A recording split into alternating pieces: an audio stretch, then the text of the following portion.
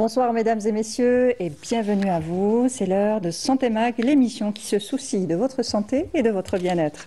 Alors l'échéance des examens du 3e trimestre approche, une période intense de révision où la fatigue et le stress peuvent s'accumuler. Et la pression, bien sûr, pour réussir cette dernière ligne droite, s'intensifier. Si la préparation et la révision sont essentielles à la réussite, la santé de nos jeunes joue un rôle tout aussi crucial. Alors un sommeil de qualité, une alimentation adaptée, sont de véritables alliés pour être au top de sa forme, tant sur le plan physique que sur le plan psychologique. Alors comment transformer cette période de tension en une opportunité de réussite sereine?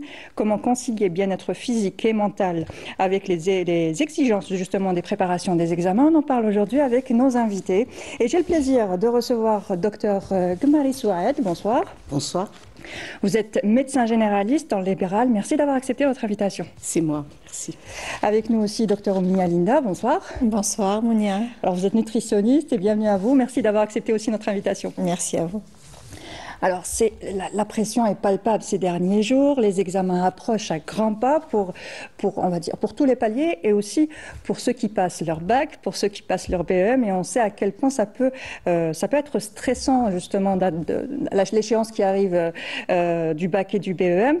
Comment reconnaître le stress, justement, qui nous aide, le stress stimulant du stress paralysant?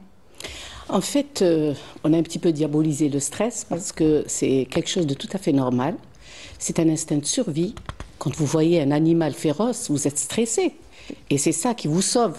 Donc du coup, la différence entre le stress qui est paralysant et le stress qui est normal, c'est que le stress, quand il augmente dans le temps.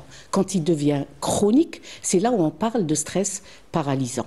D'ailleurs, même à l'intérieur de notre corps, il y a ce qu'on appelle le stress oxydatif. Quand il y a un manque d'oxygène, quand la cellule ne fonctionne pas, il y a ce stress-là. Mais il faut faire la différence. Là, on est en train de parler du stress, le stress que tous les Algériens connaissent. Mais on a tendance quand même à dire que ce stress nous handicape. Mais parfois, je dirais qu'à partir de ce stress qu'on grandit, à partir de ce stress qu'on évolue, à partir de ce stress qu'on voit certaines choses peut-être qu'on ne voyait pas avant. Voilà. Et quelles sont les principales sources de stress chez un élève, chez un enfant en général? Qu'est-ce qui le stresse? Qu'est-ce qui pourrait le stresser? C'est une question quand même assez complexe parce qu'un enfant, pour moi, il est innocent, oui. D'accord? Il est victime de l'éducation de ses parents. Oui. Parce qu'on est quand même, je dirais, les codes socio-éducatifs nous ont donné des messages contraignants, comme disait en dehors de l'émission Madame Ouminia, ces messages contraignants, il faut que tu te testes, tu sois fort, que tu sois parfait, que tu te dépêches, tu aies de bonnes notes. Voilà. Non, mais là, je parle vraiment sur le plan psychologique, c'est ça, c'est ces messages contraignants. Et ces messages contraignants nous mettent des masques. Donc l'enfant qui a envie de faire quelque chose, il ne le fait pas, il porte le masque de l'enfant gentil. L'enfant qui a envie de travailler et dont la maman l'oblige à faire des choses dont il n'a pas besoin. Il va réprimer ses émotions. Alors, en conclusion, il va réprimer ses émotions. Et les émotions qui sont réprimées, elles vont finir un jour par s'extérioriser avec des maladies. C'est ça. Voilà. Justement, le fait de réprimer ses émotions, ça a aussi un impact sur la nutrition. On dit aussi souvent manger ses émotions. Quand on stresse... C'est l'alimentation émotionnelle. Émotionnelle. Oui, bien sûr. Il y a des enfants, il y a beaucoup d'enfants maintenant surpoids et obèses qui en partie dû à ce stress, pas seulement que l'alimentation, on diabolise beaucoup l'alimentation, mais parfois l'enfant il est dans ce stress permanent, comme dit le docteur, et ça lui donne envie de manger. Et quand on est stressé, on n'a pas envie de manger des fruits, on a envie de manger du sucre, on a envie de manger du chocolat, on a envie de manger, et dans le quotidien, quand on ne va pas aussi incriminer les parents dans tout, on fait ce qu'on peut, comme on dit, mais c'est vrai qu'on demande, on a envie que nos enfants réussissent, donc indirectement on leur transmet un stress, parce que le chef d'orchestre dans une maison, en fait le début du stress n'est jamais directement chez l'enfant, c'est les parents qui sont stressés, en particulier la maman, et cette maman qui est stressée, c'est elle qui transmet. Quand la maman est moins stressée, l'enfant l'est automatiquement et il est plus zen, mais quand on lui impose certaines faut avoir de bonnes notes, il faut être comme ça, il faut être comme ça.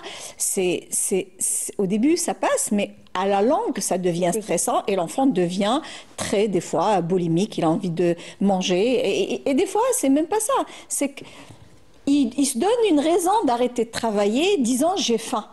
Alors qu'il n'a même pas faim. Ouais. C'est juste une manière de se lever et dire, si je dis j'ai faim, ma mère va pas me dire pourquoi tu... C'est une raison pour se lever. Des excuses. Oui. Une excuse pour se lever de sa table, parce qu'il n'a plus envie de travailler, mais on l'oblige à rester 3 heures alors qu'il a 7, 8 ans, 9 ans. On ne peut pas rester 3 heures à table et à travailler. Donc il se lève, j'ai faim. Et donc automatiquement, il va manger. Mais au fait, il n'a pas faim.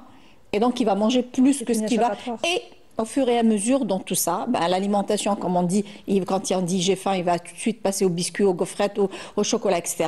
Et dans ces petits encas qui n'avaient pas lieu d'être, au fur et à mesure dans le temps, on se retrouve avec un enfant à la fin de l'année avec 5-6 kilos de plus, sans même pas se rendre compte. Mais qu'est-ce qui pourrait être un symptôme par rapport à l'alimentation, justement, de ce stress? Le fait de grignoter tout le temps, oui, ou le fait de manger que du sucre, que du sucré, ne pas vraiment... oui. En général, le grignotage égale sucre. Donc, on grignote rarement des carottes. C'est en général du sucre. C'est quand on met le nez dans le placard, c'est des pâtes à tartiner, c'est des biscuits, c'est des gaufrettes, c'est des chocolats, c'est des bonbons. C'est rarement, mais alors là, des viennoiseries, c'est très, très rarement de bonnes choses. Et c'est pour ça qu'il vaut mieux vider un peu les placards avant, parce que quand on vide des placards et on met des choses plus ou moins, au moins des choses faites maison, au moins, où on diminue un peu de sucre, on remplace le sucre par autre chose, par du miel, ou on remplace la farine blanche par de la farine complète, c'est quand même plus simple, plus propre. À la limite, ça, franchement, même si c'est sucré, même si c'est avec base de sucre, mais c'est fait maison, c'est quand même plus sain. Mais quand le placard est rempli de la tête aux pieds que de boissons sucrées et de viennoiseries et de cochonneries et de mauvaises choses, là, honnêtement, il faut vraiment faire attention à ce que l'enfant n'ait pas trop accès à ces placards pour justement ne pas en arriver à parce qu'on se rend compte que beaucoup d'enfants, à la fin de l'examen du brevet ou à la fin de l'examen du bac, se retrouvent en surpoids.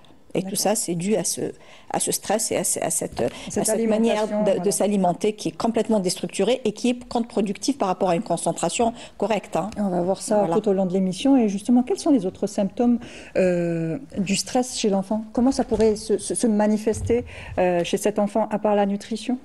Le stress se manifeste de deux façons. Il y a les symptômes physiques. C'est tout à fait normal. Donc, soit il a mal, soit il vous dit j'ai mal au ventre, soit je suis fatiguée et tout. Et il y a les symptômes aussi psychologiques. La colère, le refus de faire des choses. Et tout ça, ça rentre dans comme elle a dit tout à l'heure, la nutrition, il sort avec un poids, mais surtout, c'est des kilos émotionnels. Parce qu'il est tellement stressé de l'examen, tellement les parents lui mettent la pression, qu'au final, il va se retrouver comme ça, avec un poids en excès. Avec peut-être une éruption cutanée aussi sur le plan physique. Sans parler. Oui, j'ai dit les symptômes physiques, ça peut être. Beaucoup de choses. Alors, en général, c'est dermatologique, parce que ça s'explique psychologiquement. On dit que tout ce qui est dermatologique, c'est question de contact et séparation. Donc, il y a le contact avec sa mère qui devient un petit peu conflictuel. Donc, du coup, il va vouloir faire des efforts, il ne pourra pas. Il va vouloir faire plaisir, il ne pourra pas. Il sent que sa maman lui met trop la pression. Donc, c'est pour ça que je donne un truc pour les mamans. Mais laissez vos enfants tranquilles. Laissez-les tranquilles. Non, il faut peut-être vous ne les aidez pas. Vous les aidez pas. Traiter plus la maman psychologiquement que l'enfant. Moi, ce que je fais dans mes accompagnements, quand c'est un enfant en dessous de 16 ans, 15-16 ans, alors surtout s'il est mûr, il sait parler et tout, donc je m'arrête à 15 ans, 16 ans, je soigne la maman. Parce que tous les problèmes de la maman, elle les met sur le dos de son fils. Et en plus, elle ne se rend même pas compte. Pardon ? Les enfants sont aussi des éponges, ils absorbent justement tout ça. Oui, c'est ça, oui. Et justement, comment la maman, on parle beaucoup de maman, mais les papas aussi s'impliquent. On parle des parents, c'est vrai, mais après, c'est la maman qui est beaucoup plus, ce qu'on a remarqué ici en Algérie, là, c'est la maman qui suit l'enfant.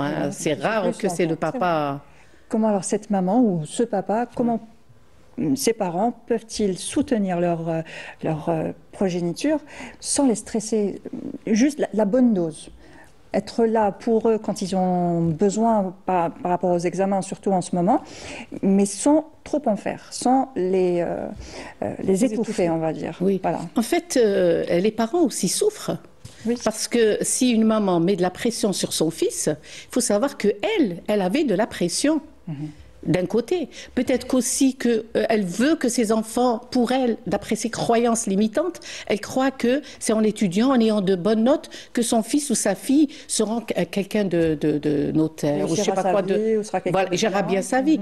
Alors du coup, c'est la maman qui souffre. C'est pour ça que moi, je m'occupe pas des enfants, je m'occupe de la maman. Et puis quand vous voyez dans les antécédents de la maman, quand vous êtes en train de parler avec elle, et vous parlez depuis son enfance, alors elle vous dira, elle va faire sortir ce qu'on appelle chez nous des boucles. Des choses qui se répètent et qui sont en train de se répéter à chaque fois et ça tombe sur les enfants.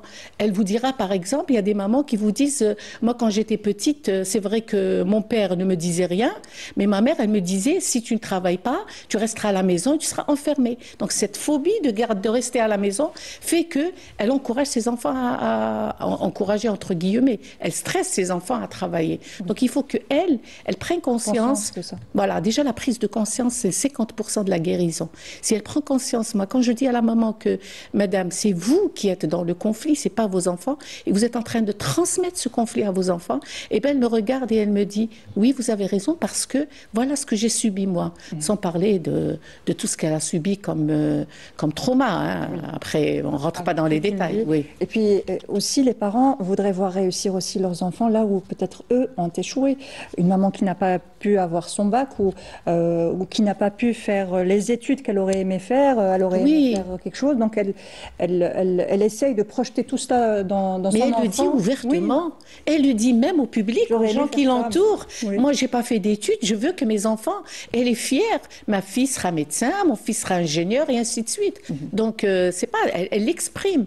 C'est ça le problème, c'est qu'elle l'exprime, elle ne prend même pas conscience que c'est elle la lésée et qu'elle est en train de léser ses enfants. Oui, effectivement. Comment prendre conscience de ça, justement? Quelles questions faut se poser? Quelles questions c'est un travail. En tant que maman? Ça, c'est, vous savez, bon, déjà, elle, il faut qu'elle prenne conscience, mais après, il faut qu'elle soit quand même, si le stress est arrivé à un niveau où, ça y est, elle voit son fils, il y a des mamans qui voient leur fils ou enfants, je dis enfants, qui voient leurs enfants qui sont cloîtrés, qui sont enfermés, qui ne parlent pas, qui deviennent agressifs. Ça fait pas longtemps, une fille agressive.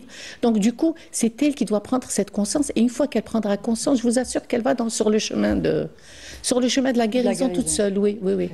Et justement, comment dédramatiser l'enjeu des examens? Parce que pour l'enfant aussi, à force de lui dire tu vas passer au BEM ou le bac a encore il a un poids un peu plus lourd que le BEM, parce que le bac, c'est ensuite la spécialité professionnelle. Quand on va à la fac, on va choisir quel métier on va faire plus tard. C'est tout un monde, on devient un adulte, on devient autonome. Donc, ça a quand même un poids assez lourd pour cet enfant. Comment, justement, dédramatiser tout cela sans que ça ne soit trop léger, trop... Vous savez, ensemble, vous êtes une maman, hein. On sent qu'elle est concernée. Oui, qu'elle est concernée, oui. Moi, je vous dis, si la maman lâche prise, je vous assure qu'elle aura de très bons résultats avec ses enfants, et sur le plan scolaire et en dehors de la scolarité. Parce que l'école de la vie est plus importante que l'école là où on va faire apprendre à lire et à écrire. Il faut changer d'attitude, je pense. C'est ça, oui. La maman doit changer d'attitude. Moi, honnêtement, ça m'est même arrivé à moi-même. Hein. C'était très conflictuel avec ma fille, mais le jour où j'ai décidé de complètement changer d'attitude avec elle, vraiment, mais ça a été une métamorphose, même à l'école. Oui. C'était juste... Il faut l'essayer. J'ai essayé. Voilà, c'est-à-dire qu'il faut que les mamans essayent. Le fait de tenter, ça a vraiment marché. Hein. Dès que j'ai envie d'avoir un conflit, je me retire, et c'est moi qui laissais du lest, et je pense qu'il faut faire ça. Parce qu'un enfant est un enfant, c'est à l'adulte de réfléchir. Lui laisser son autonomie. Exactement, surtout ça. Oui. Surtout ça. Et laisser s'exprimer. Un enfant qui est... en général, les parents sont contre un enfant extraverti. Oui. On l'appelle maintenant hyperactif. Oui. Non, mais on met tout de suite des étiquettes. Extraverti, parce qu'un enfant a besoin de s'exprimer, a besoin de parler, de crier, de sortir des sons, voilà. Est-ce que tais-toi. Elle devrait être fière d'un enfant extraverti. Et je vous assure que c'est ça, je pense que cette manière de donner l'image de marque d'un enfant devant les gens, il faut qu'il soit bien élevé, bien poli, il ne faut pas qu'il bouge, il ne faut pas qu'il prenne le gâteau, il faut pas que... Tout ça fait que l'enfant se frustre. Il y a des frustrations et il l'exprime après avec de l'agressivité, avec du non, avec de la rébellion, de la colère. Et on se demande qui c'est qui a fait de cet enfant ça. Voilà. Bah. De qui il a hérité tout ça. De qui il a hérité ça. Voilà. Du grand-père, de l'oncle. C'est exactement ça. Alors, on revient un peu aux examens, justement. Le cerveau a besoin de s'alimenter, on va dire, en quelque sorte. Notre cerveau a besoin d'énergie pour fonctionner et pour cela, il faut s'alimenter. Alors, comment l'alimentation peut justement influencer la capacité cognitive de l'enfant? C'est très, très important, l'alimentation. L'alimentation, c'est le point de départ. Hein. Si... même par rapport au stress ou par rapport à autre chose. Quand on s'alimente mal, tout notre métabolisme change, toute notre foie ne travaille pas de la même manière, notre thyroïde ne travaille pas de la même manière, nos reins ne travaillent pas de la même manière, notre estomac, et du coup, les hormones qu'on devrait exprimer, les hormones qui devraient être sécrétées par notre corps par rapport à une bonne alimentation, on sécrète de fausses hormones, comme par exemple... Quand on parlait tout à l'heure du stress et de la prise de poids, le stress va stimuler les surrénales vont sécréter du cortisol, le cortisol va nous faire prendre du poids, mais c'est pas du poids, c'est pas de la graisse, c'est une rétention d'eau, et c'est un cercle vicieux qui va faire que l'enfant et il prend du poids par rapport à ce cortisone qui engendre beaucoup une batterie de sécrétions de notre corps qui ne sont pas très bonnes pour notre organisme. Au lieu de sécréter les bonnes hormones comme de la sérotonine, etc., on sécrète les mauvaises hormones du stress. Et là, on a un impact direct. Et notre alimentation, si on s'alimente bien, si on s'assoit à table, il n'y a pas que la qualité de l'alimentation, il y a aussi la convivialité. Et le fait de manger à table en famille, et le fait de manger les bonnes choses, mais sans trop se frustrer. C'est pas parce qu'on est en surpoids qu'on est obligé de manger que de la carotte et de la soupe et de la salade. On peut manger des plats traditionnels, mais il faut savoir les manger, il faut savoir les cuisiner, il faut savoir les mettre, les sublimer pour que l'enfant se mette à table et qu'il mange. Parce que on se rend compte que les enfants n'aiment pas les légumes, on se rend compte que les enfants aiment. Et puis les parents, il y a des substituts. Ah ben, il passe un examen. Il ne va pas passer un examen sans dîner. Mais non, le dîner, c'est des légumes. Eh ben, on va lui donner des pâtes ou des frites. On ne va pas voilà, des pâtes ou des frites et on ne va pas l'essentiel qu'il mange la nuit et voilà. Pas dormir, et du coup, il digère mal, il passe une mauvaise nuit, il a un pic de glycémie parce que les pâtes c'est du sucre, les frites aussi. Derrière, on a un pic d'insuline. Derrière le pic d'insuline, il a une diminution de la vigilance, donc parce que ça monte, après ça descend, après on est fatigué, on a envie de dormir, et voilà. Alors là, le pire dans tout ça, c'est le petit déjeuner du jour de l'examen. Si on donne un petit déjeuner sucré, il va à l'école à 8 heures, il a son examen à 8 heures, avant la fin de l'examen, il est déconcentré. Parce que c'est ce pic d'insuline qui suit cette diminution de cette vigilance, au lieu qu'il soit concentré, il va être concentré sur son estomac parce qu'il a faim. Parce que ce sucre qu'on a mangé le matin, eh ben, il va nous donner faim. Et au lieu de se concentrer sur l'examen, eh ben, on va se concentrer sur notre estomac. Et là, c'est la déconcentration totale. Qu'est-ce qu'on pourrait proposer justement un petit déjeuner salé. Des œufs. Voilà, pardon. Gras aussi. Et avec de bonnes graisses. Voilà, de bonnes graisses, avec des œufs brouillés avec un peu d'huile d'olive, une petite tartine de pain complet avec un peu d'huile d'olive ou du fromage. Même le fromage, c'est bien le matin parce que il y a sur la chrononutrition, le matin, on a la sécrétion d'une enzyme qui s'appelle la lipase. Cette lipase, ça nous permet de grignoter un peu de si on est en excès de gras. Donc on n'est pas obligé de prendre un café au lait avec une tartine de pain et un croissant. Ça, c'est des traditions qu'on nous a inculquées et qu'on a héritées occidentales, mais qui, sur le régime crétois ou le régime méditerranéen, le matin, les gens mangent. On peut se faire, vous pouvez lui faire une petite grillade, vous pouvez faire des œufs, des protéines. On peut manger, si l'enfant a envie de manger, laissez-le manger. Donc il ne risque pas d'avoir une fringale plus tard s'il mange bien le petit déjeuner salé. Il est dans le salé, même si un petit laitage, les enfants aiment un laitage, c'est pas grave,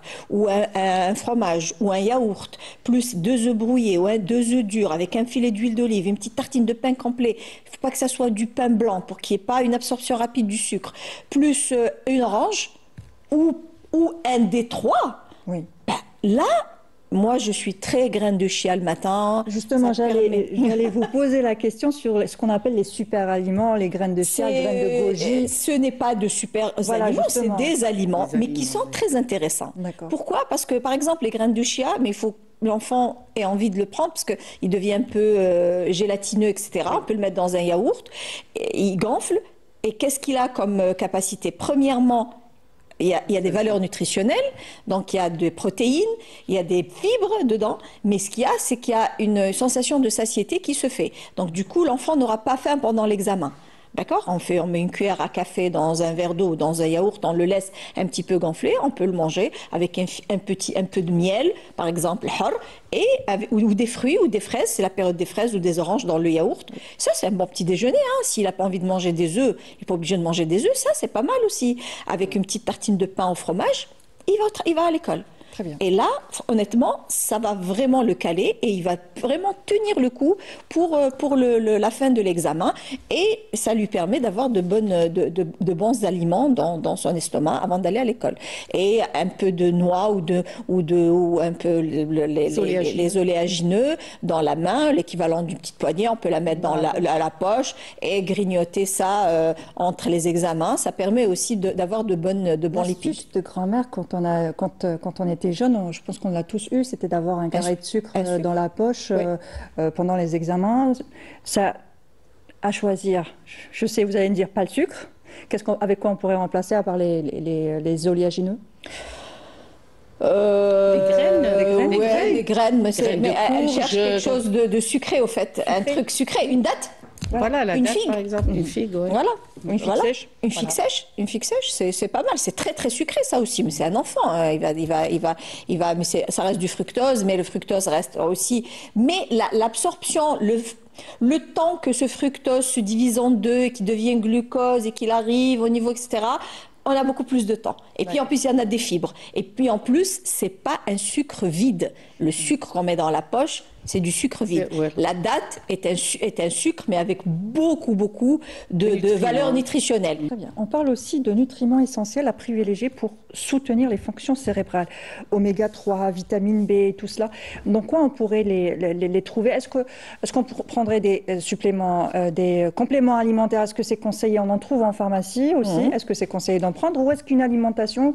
Si l'enfant s'alimente correctement, on n'en a vraiment pas besoin. Je ne suis pas très pour. Par contre... S'il y a une symptomatologie associée. Non, on parle d'un enfant sain, là, je pense. Un enfant sain qui mange équilibré, on n'a pas besoin... Voilà. Qui mange équilibré, j'ai bien insisté, qui a pris un bon dîner et qui prend un bon petit déjeuner. Après, si vraiment on voit que l'enfant fait une diminution de la vigilance pendant les examens, il faut déjà doser la vitamine D. Vous parlez de cette symptomatologie. Voilà. Et la vitamine D qui va nous permettre de voir s'il y a... Et vraiment, là, la vitamine D, on se rend compte qu'il y a beaucoup de carences en vitamine D. Il faut vraiment... penser à faire un bilan de vitamine D avant, quand on voit que l'enfant commence à fatiguer, n'arrive pas à se concentrer, etc. Et si besoin, évidemment, il faut supplémenter. Je pense que les enfants en ont vraiment besoin de la vitamine D. Hein. C'est bien de réfléchir à la vitamine D de temps en temps parce qu'ils ne sont pas assez exposés au soleil parfois, parce qu'on n'a plus les enfants qui jouent au foot dehors comme avant. Enfermés à la maison. Exactement. On ferme à la maison dans des appartements, ils sortent peut-être une fois par semaine et même pas. Donc il n'y a pas beaucoup de vitamine D, il n'y a pas beaucoup d'aliments où on trouve de la vitamine D. Il est intéressant de supplémenter en vitamine D l'enfant pour qu'il maintienne une activité cérébrale intéressante pendant les examens et en dehors. Et comment on pourrait remarquer justement une carence en vitamine D, docteur? Alors, bon, avant de parler de la vitamine D, je voulais rejoindre son avis par rapport au cerveau, parce qu'on est en train de parler du stress, du cerveau et de la concentration des enfants. Il faut savoir que le cerveau fonctionne avec de neurotransmetteurs, et les plus importants, bon, je ne vais pas les citer, il y a 4 qui sont importants. Ceux qui sont importants pour le lâcher-prise, pour le sommeil qui est réparateur, et ceux qui donnent le tonus et cette énergie de travailler. Et on a remarqué que les enfants étaient quand même, bon, il y a des petits tests qu'on fait, on a remarqué qu'ils étaient perturbés par rapport à ça. Donc là, on peut corréler avec une alimentation équilibrée. Chaque neurotransmetteur a des aliments privilégiés pour ça. Alors, pour les compléments alimentaires, je rejoins son avis, on ne les donne pas systématiquement. Mais par exemple, pour la vitamine D, moi, j'ai remarqué que tous les enfants que je dose, ils sont en dessous de 10. Absolument. Et déjà, le premier signal, moi, quand je vois un enfant qui est anxieux, qui n'est pas concentré, je la demande automatiquement. Et puis, bon, on est arrivé à la demander automatiquement dans le bilan. Et le dosage, moi, la supplémentation, je la fais peut-être, je ne sais pas si vous êtes au courant ou pas, mais moi, je la fais en forte dose. C'est-à-dire que le laboratoire, il vous dit entre 30 et 40 nanogrammes, c'est une valeur qui est correcte. Pour moi, c'est une valeur en dessous de la normale. La correction se fait à partir quand c'est en dessous de 80-70. Parce que la vitamine D rentre dans plusieurs fonctions, y compris hormonales. L'enfant, il est en pleine progression, en pleine croissance, donc il a besoin de cette vitamine D pour corriger toutes ces réactions chimiques. Et justement, cette forte dose n'a pas de conséquences sur les reins ? Pas du tout. On a remarqué que moi, personnellement, j'arrive à plus de 100 avec ma vitamine D et il n'y a aucun souci. Pour vraiment être, comme on dit, entre guillemets, toxique, il faut que ça dépasse les 400.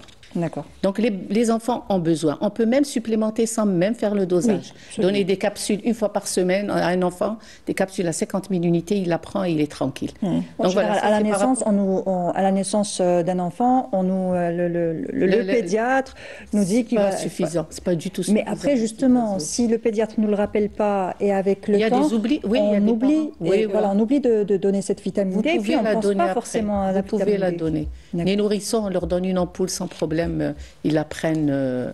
Voilà. Exactement. Comme elle est une vitamine liposoluble, du coup, il faut la donner avec du gras, bien sûr. Un peu d'huile d'olive. Donc, voilà. Ça, c'est par rapport à la vitamine D. Il y a aussi le magnésium qui rentre dans plus de 300 réactions chimiques. Donc, l'enfant, avec le stress de l'examen, il y a une fuite. Tout ce qu'il va manger comme magnésium le matin, avec le stress, la colère, tout ce qui se passe, il va le perdre en fin de journée. Donc, on peut le supplémenter. Certes, on le supplémente par les aliments. Mais parfois, on n'arrive pas. Ce n'est pas suffisant. Les pharmacies, malheureusement, mettent sur leur étalage beaucoup de compléments alimentaires. Et les parents, sans être au courant, ils vont et ils vous disent, voilà, j'ai entendu parler d'une telle ou telle vitamine. Ah oui, et ce qui est important aussi, je m'excuse entre guillemets, pour le cerveau, pour les examens, c'est le complexe B. C'est-à-dire les vitamines B1, B6 et tout, qui sont très importants pour le cerveau, qu'on devrait... Et ça, on le retrouve dans les céréales, dans les pains complets, c'est pour ça qu'elle a parlé d'un petit-déj très, très riche, d'une alimentation... Et le magnésium, on le retrouve dans quel aliment ? Dans les amandes, des oléagineux, dans la banane, dans les poissons, on le retrouve, vraiment. On peut le retrouver partout, sauf à des doses minimes d'absorption, et puis la qualité du magnésium, parce qu'on a plusieurs... C'est un domaine. C'est un domaine. Donc, chaque sorte de magnésium est destiné à une indication exactement des crampes ou du stress ou ça dépend de constipation ou pour le cerveau. Et on est bien d'accord, c'est un médecin qui justement délivre une ordonnance pour des compléments alimentaires, surtout pour les enfants. Oui. Parce que tous les compléments alimentaires qui sont sur le marché, ne se valent pas. C'est-à-dire qu'il y a des compléments qui ne servent à rien. Donc le médecin, c'est lui qui peut lire la notice, voir quel médicament, quel dosage, et puis parfois ils prennent 2 compléments, et on va prendre un exemple, un magnésium qui est associé à de la vitamine C. Il n'est pas seul. Et il prendra de la vitamine C, associée à autre chose. Il va se retrouver avec une surcharge d'un nutriment par rapport à l'autre. Donc c'est pour ça que le médecin doit vérifier doit prescrire. Voilà, doit prescrire une ordonnance. Et quel type de magnésium est bon pour la mémoire ? Après, ouais, donc il y a plusieurs sortes de le bis, c'est le meilleur. Le glycinate, c'est vraiment le best-seller des magnésiums, hein, D'accord. aussi bien pour le stress ou pour autre chose. Donc voilà. Mais encore une fois, il faut que ça soit le médecin qui le prescrive. Les oméga 3, c'est intéressant. Si l'enfant ne mange pas de poisson, ne mange pas d'oléagineux, mange pas les aliments riches en humains, voilà. Moi, il y a des enfants qui sont hermétiques et qui vraiment, ils veulent même pas l'odeur d'huile d'olive. Et donc voilà, c'est peut-être intéressant aussi de les aider avec des oméga 3 sont très très importantes pour le développement cérébral. Hein. Et donc vitamine D, magnésium et oméga 3 et puis l'air libre. Voilà. Qui est le meilleur complément alimentaire. Hein. Malheureusement, pour l'oméga 3, c'est des capsules qui sont trop grosses. Et parfois, les enfants n'arrivent pas à les avaler. C'est vrai. On n'a pas l'oméga 3 en ampoule. En ampoule ou bien en liquide. Voilà. En sirop. Justement, en parlant de liquide, l'hydratation. Avant, nos parents nous donnaient de l'huile de foie de morue. Voilà. Oui. Bon, mais toujours sur le marché. On a très bien marché. Absolument. Mais il existe toujours sur le marché. Est-ce qu'on peut justement donner de l'huile de foie de morue aux enfants? Bien sûr, une cuillère à café pour les enfants, mais ils ne vous le prendront pas. Le problème, c'est ça. Sauf si vous l'associez à autre chose. Pas besoin de l'avis du médecin pour l'huile de foie de morue ou si... Non, vous n'avez pas spécialement, besoin. Pas spécialement. Franchement, non. Mais encore faut-il que ça soit de bonne qualité, c'est tout. Très bien. Et l'hydratation dans tout ça. Il ne faut pas oublier de s'hydrater justement et boire de l'eau. Et je pense que les enfants sans hydratation et sans respiration, on ne peut pas vivre. Sans oxygène, il peut rien faire. Et là, c'est les crampes aussi. Hein. Il y a des enfants qui sont tout le temps, qui ont des crampes, qui sont fatigués. L'hydratation, quand on est mal hydraté, les enfants ne boivent pas d'eau. Et il y a des raisons. Il y a des enfants qui ne veulent pas aller aux toilettes à l'école. Oui. Donc, ils ne prennent pas une goutte d'eau jusqu'à ce qu'ils rentrent. Ils sortent de la maison à 8 h du matin, ils rentrent à 16 h, ils ne prennent pas une goutte d'eau. Et du coup, ils prennent cette habitude. Et même à l'âge adulte, c'est des... Moi, quand je suis dans ma consultation, je suis choquée parce que j'entends les enfants et les adultes en Algérie ne boivent pas d'eau. Je pense qu'il y a un petit peu socialement, c'est le fait qu'il n'y ait pas peut-être d'endroits où se soulager dehors et aussi les enfants se retiennent au niveau de l'école jusqu'au soir. Et du coup, on se retrouve avec des enfants déshydratés. Il faut savoir que quand on a soif, on est déjà déshydraté à plus de 15%.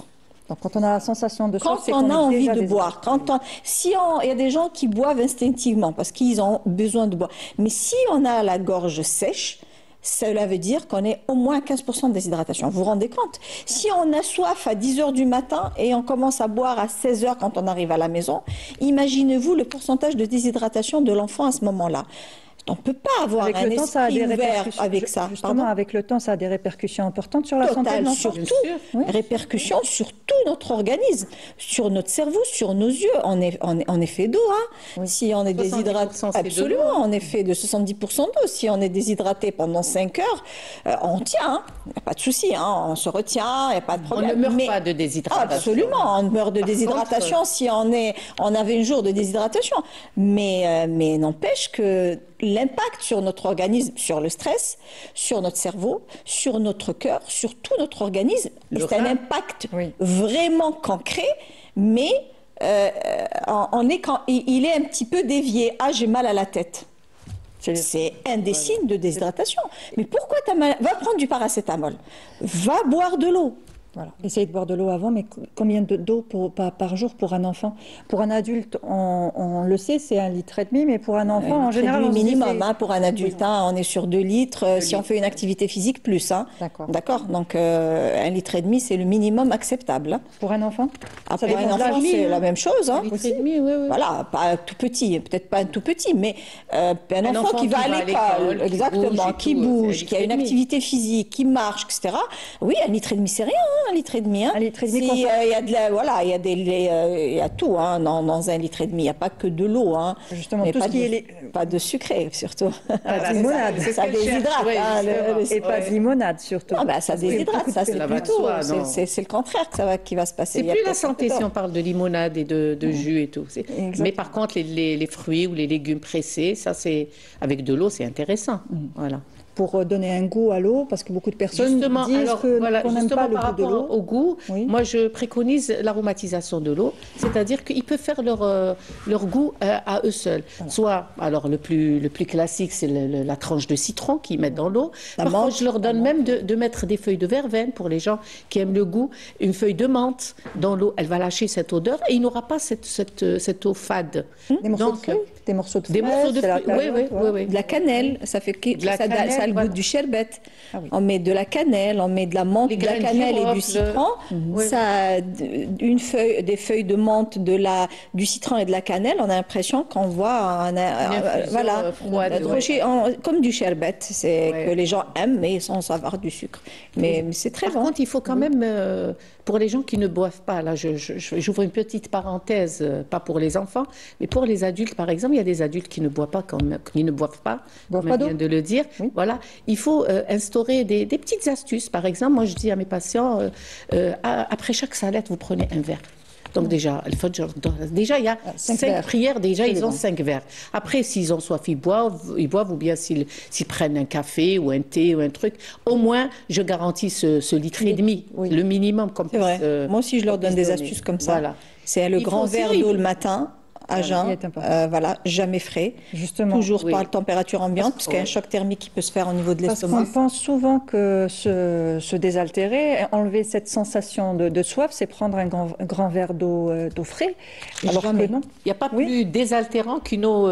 C'est pas par rapport au fait seulement que ça soit désaltérant. C'est très très grave de prendre de l'eau froide, fraîche le matin. C'est un choc thermique au niveau de l'estomac et à la longue, si on doit faire ça tous les jours, c'est très délétère pour notre système digestif parce qu'on a besoin, on est resté presque des fois 7-8 heures à dormir et on est très déshydraté au réveil et on est couvert toute la nuit, donc on a une température un peu supérieure à 37 degrés. Ce choc thermique, non seulement on ne se désaltère pas, on ne s'hydrate pas parce que quand on a un choc thermique avec une eau fraîche sur un corps chaud, il n'y a pas ce phénomène d'absorption d'eau. À 90% de l'eau qu'on a bu va partir dans les urines. Donc, du coup, ni on réveille nos cellules, ni on se réhydrate. Donc, il est important de s'asseoir et de prendre un grand verre, soit température ambiante, une bouteille d'eau, prendre son verre tranquillement et après, commencer à faire se laver, etc. Après ça, après le petit déjeuner, on a un deuxième verre. Avant le déjeuner, toujours non fraîche. Avant le déjeuner, on a un verre. On ne boit pas pendant le déjeuner. On boit une petite tisane ou quelque chose d'un peu plus tiède après le déjeuner. On a un goûter un peu avare et un verre avant de dîner et un verre avant de dormir. Oui. Si on calcule tout ça, on a 8 verres d'eau. Et 8 verres d'eau, c'est 2 litres d'eau. Sans compter les soupes, les fruits, etc. Et là, si on instaure une discipline comme le docteur a dit, soit à salade, soit à les repas, eh ben, on arrive à finir la journée. Oui. Parce que c'est vrai que les gens oublient de boire. Oui. Encore une fois, on n'a pas la culture de l'eau. C'est limite une corvée, justement. Voilà. Et même maintenant, il y a même des applications. Voilà. Oui. Pour nous rappeler sur le téléphone qui rappellent de boire de l'eau. Justement, l'hydratation est importante et les enfants, de ma génération, on va dire, avant, on révisait tard le soir, donc on évitait de dormir, on se disait qu'il fallait réviser jusqu'à les heures pas possibles pour essayer d'emmagasiner le maximum d'informations, et puis pour se tenir justement éveillé, on prenait du café. Alors, pour un jeune enfant qui est, on va dire, au lycée, parce que c'est surtout à cette période-là, la période du bac, où on fait des nuits blanches pour essayer d'avoir un maximum d'informations en tête. Donc on prenait un verre de café, enfin 2 verres de café, ça dépend. Donc le café, justement pour un adolescent. Donc, vous me lancez une perche que j'aime beaucoup. Et après on ira vers la boisson, voilà. Oui, le café, maintenant, si c'est un grand enfant qui passe le bac, à la limite, qu'ils prennent une chope de café bien allongée pour qu'ils puissent maintenir un petit peu. C'est pas grave, hein. Honnêtement, c'est pas la fin du monde, hein. C'est un enfant de 16 ans, 17 ans qui passe le bac, qui prend une chope de café pour maintenir, pour qu'il puisse réviser. Encore faut-il que ça soit pas quotidien, parce qu'on a besoin d'un cycle de sommeil qui est très important. Il faut pas non plus, il faut qu'on compense, un jour oui, un jour non, mais d'accord. Mais c'est pas grave. Mais si on doit aller vers, je sais pas si on doit y aller directement sur autre chose, par exemple sur ces fameuses boissons énergisantes, sur lesquelles c'est notre bataille avec notre association, travailler sur ce genre de boisson, parce que c'est une boisson qui est très très dangereuse, on ne le dit pas assez. C'est une boisson qui est une canette et équivaut à 3 tasses de café minimum serré, plus de la taurine, plus plein de compléments, de conservateurs et des colorants et du sucre en plus. Alors comment ça se passe? On prend une canette, on veille, on est là, on est très bien. À un moment donné, il y a une fausse vigilance qui se fait, un faux réveil qui se fait. On travaille, il n'y a pas de problème. Il faut savoir qu'il y a du sucre dans cette boisson. Et du coup, le pic de glycémie, le pic d'insuline, la vigilance diminue. Oui. On commence à être fatigué. Qu'est-ce qu'on fait? On prend une deuxième. Après, on prend une troisième. On se retrouve à la fin, le petit matin, avec 4 qui équivaut chacun à 3 tasses de café. On est en minimum à 12 tasses de café. Avec qu'est-ce que ça donne le café? La caféine. Activité physique élevée, activité cardiaque plutôt, tachycardie, stress, anxiété, diminution de la vigilance, et c'est hyper contre-productif. Au lieu d'aller à l'examen pour travailler, eh ben on va aller à l'examen pour ne pas travailler. Et ça, c'est vraiment une manière de veiller qui est complètement fausse. Et ce produit-là, qui est mis dans les étalages avec les autres boissons, alors qu'il y a une notice. Est-ce que vous avez, comme je disais tout à l'heure, est-ce que vous avez une limonade ou un soda où il y a une notice dessus? C'est écrit interdit au moins de 16 ans. Moi, je dirais interdit au moins de 18 ans. D'ailleurs, on est en train d'augmenter l'âge. Interdit aux femmes enceintes, interdit aux cardiopathes, interdit aux diabétiques. Si on a tout ça sur une boisson, c'est que c'est vraiment quelque chose. Mais justement, cette boisson est en vente libre un petit peu dans tous les magasins. Et elle est autorisée. Voilà. Mais elle est autorisée à condition de suivre ces règles. Si on doit la mettre, elle est obligatoirement doit être mise dans un présentoir à part. Un présentoir isolé. Celui qui a envie de prendre ça, il va vers cette boisson pour la prendre. Il n'est pas autorisé qu'elle soit mélangée aux autres canettes. Oui. Parce qu'un parent, personnellement, moi je ne connaissais pas. Un parent, en plus, le packaging est très attrayant pour les enfants, alors qu'un enfant de 9-10 ans, il va voir un ninja ou un dessin de dessin animé avec beaucoup de couleurs. Moi, il me dit, moi, je prends celui-là, moi, je vais lui acheter. Parce que, à la limite, je dis, ah ben oui, c'est très sympa, c'est joli.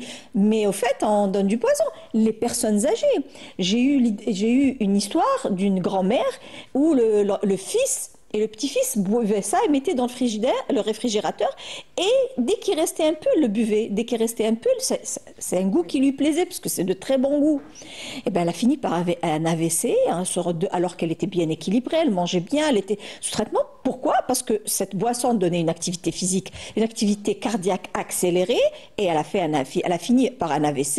Et tout ça fait que les enfants, c'est pire, on est là pour les protéger, on n'est pas là pour leur nuire. Alors, quand on donne ça à nos enfants pour travailler, ben, c'est complètement faux, parce que quand il arrive à l'école, eh ben, c'est là où il ne va pas travailler, parce que tout son organisme est perturbé, et toutes ces mauvaises choses qui sont à l'intérieur, en particulier la caféine, qui est... Un jour, un enfant a pris un café de notre génération, même la génération de maintenant. Vous n'allez pas donner du café à votre fille de 10 ans ou de 12 ans. Mais si vous trouvez cette boisson et vous ne savez pas ce que c'est, parce qu'elle est mélangée aux autres, et là, vous vous rendez compte que vous allez lui donner 3 tasses de café. Pire, hein. Quand même. Bah oui. Alors qu'elle a 9 ans, 10 ans, 13 ans. Voilà. Donc il faudra faire attention à ce qu'on prend comme boisson, boire de l'eau. De temps en temps, qu'une personne adulte puisse prendre cette boisson, parce que elle a une soirée ou un mariage ou elle veut faire de la route, mais pas pour les enfants. Est-ce que ça tient vraiment éveillé? Pas forcément. Ben si, ça tient éveillé. Si, ça tient éveillé. Ça tient éveillé, mais après il y a une vigilance qui oblige l'enfant à en prendre une autre. Encore une autre. Une diminution de la concentration. Décompensation. Donc naoudou, hop, c'est comme une addiction. Enfin, il y a une addiction d'ailleurs. Il y a des enfants qui ne boivent que ça.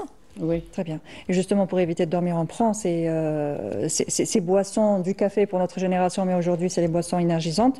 Mais le sommeil, on oublie que le sommeil est important justement pour la mémoire.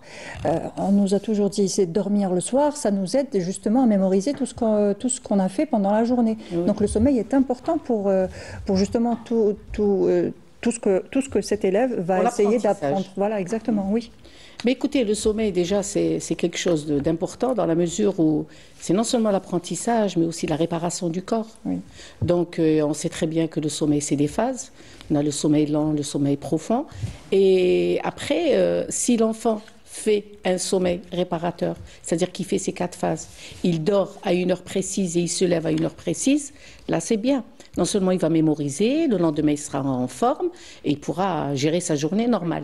Mais dans la mesure où l'enfant ne dort pas bien, un sommeil perturbé, la mélatonine, avec les écrans qu'on met, même les petites lumières rouges, oui. Là, elles agissent parce que la mélatonine est sécrétée quand c'est le noir absolu. Oui. Donc il faut, je dis aux mamans, de fermer les rideaux, fermer les portes. Il faut que ce soit le noir pour l'enfant. On a tendance à ne pas habituer nos enfants à dormir dans le noir, surtout que si on nous dit on a peur, donc on leur met toujours une petite lumière dans la chambre. Ok, d'accord. Oui. Vous mettez la lumière, dès qu'ils dorment, vous l'éteignez. Oui.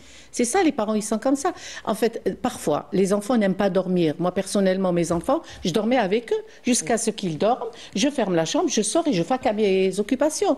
Donc, il faut apprendre aux enfants, ok, il y a le dialogue, je respecte, tu as peur et tout, mais mon fils, je vais dormir avec toi, ou ma fille, je vais dormir avec toi, et après, vous éteignez. Donc, il y a la lumière, il y a la sécrétion d'hormones. Ce que les gens ne comprennent pas, c'est que la fabrication des hormones se fait le soir. Le maximum des hormones se fait le soir.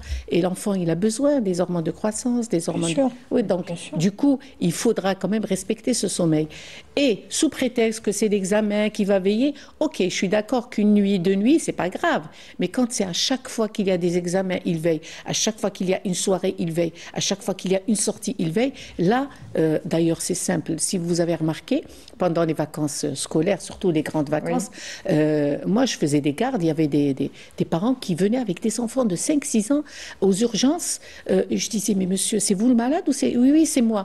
Et alors, l'enfant, il fait quoi? Oh, vous savez, il sort avec nous, il s'amuse, on fait la petite soirée. Et je lui dis, vous êtes fiers de ce que vous faites? Vous êtes en train de perturber le cerveau de votre enfant, sans parler de sa croissance naturelle. Donc, le sommeil est important. Les horaires, il faut avoir un rituel pour le sommeil. Donc, les horaires de sommeil sont très, très, très importants. Il faut toujours dormir à la même heure? Oui. Pour les enfants, surtout? Oui.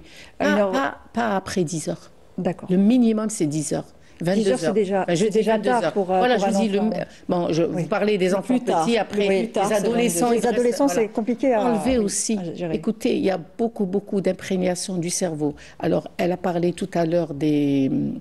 je ne sais pas de quoi vous avez parlé pour le cerveau, je vais me rappeler après. Alors, le cerveau, les pesticides, voilà. Ouais. Les pesticides, ça tue la cellule nerveuse.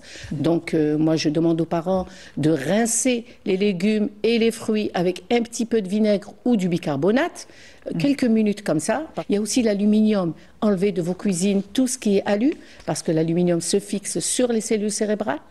D'accord. Donc il faut désintoxiquer le corps. Il y a aussi des enfants qui ont des dents qui sont plombées.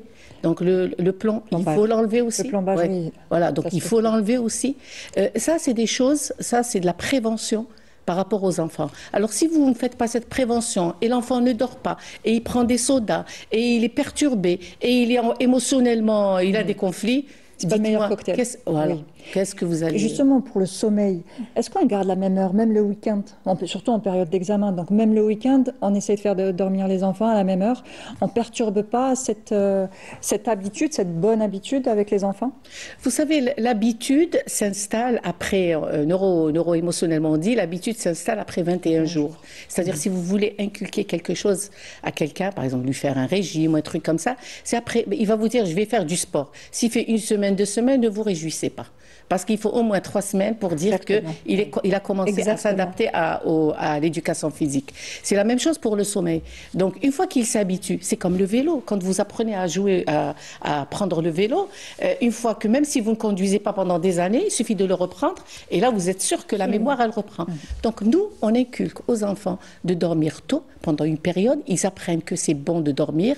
Ils vont prendre ce rituel. Maintenant, si je suis large et très cool, si exceptionnellement, le week-end ou les vacances ou là, mais n'allez pas pendant tous les 3 mois de vacances faire veiller vos enfants jusqu'à 2 heures du matin.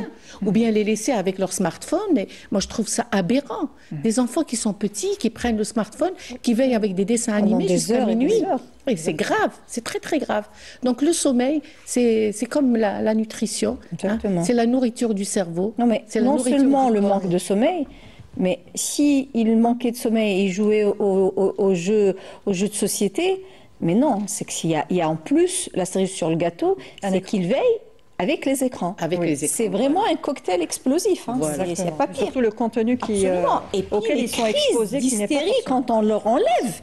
Il y a des enfants. C'est de l'addiction. Voilà, c'est l'addiction. C'est de l'addiction. Il faut faire tout un programme pour leur enlever cette addiction. C'est une drogue. Hein. C'est une drogue. Oui, oui. Il faut tout simplement ne jamais donner de téléphone à un jeune enfant pour ne pas l'habituer. C'est difficile. C'est clair que c'est difficile. C'est plus facile à dire qu'à faire. Il faut être honnête avec soi-même. Si dès la naissance, cet enfant n'a pas eu de téléphone. Mais il voit la maman avec le téléphone, il voit le papa avec le téléphone. Un enfant, à 6 mois, il fait allô. Parce que les parents l'ont. Et il voit des choses bouger, il voit des images, parce que les parents... Est-ce que vous pouvez complètement abolir la télé, les écrans c'est impossible. Parce que les parents travaillent avec, et voilà. Vous savez, je m'excuse, par rapport aux addictions, par rapport aux écrans et tout, le cerveau est fait de neurones, certes, mais il y a aussi ce qu'on appelle des neurones miroirs. Par exemple, là, vous venez de prendre votre feuille, vous la posez. Oui. Moi, j'ai vu ce que vous avez fait dans votre tête. Moi, je l'ai fait aussi. Sauf que moi, je ne l'ai pas fait sur le plan manuel. Donc, du coup, les enfants, pour leur apprendre quelque chose, ce n'est pas en parlant. C'est en montrant. Ils vous suivent une image. Quand il voit sa maman qui tient le téléphone toute la journée, dans la cuisine, dans la chambre, même dans la salle de bain, parfois, je m'excuse, dans les toilettes, même si vous lui dites je t'enlève le téléphone, il ne pourra pas, parce qu'il a vu ses parents. Donc, si vous voulez enlever à vos enfants, enlevez d'abord à vous les téléphones. Donnez l'exemple aux enfants. Donnez l'exemple, voilà. Merci, mesdames, d'avoir participé à cette émission. Et merci aussi à vous de nous avoir suivis jusque-là. Je vous souhaite une bonne soirée avec le reste des programmes de la chaîne et à bientôt.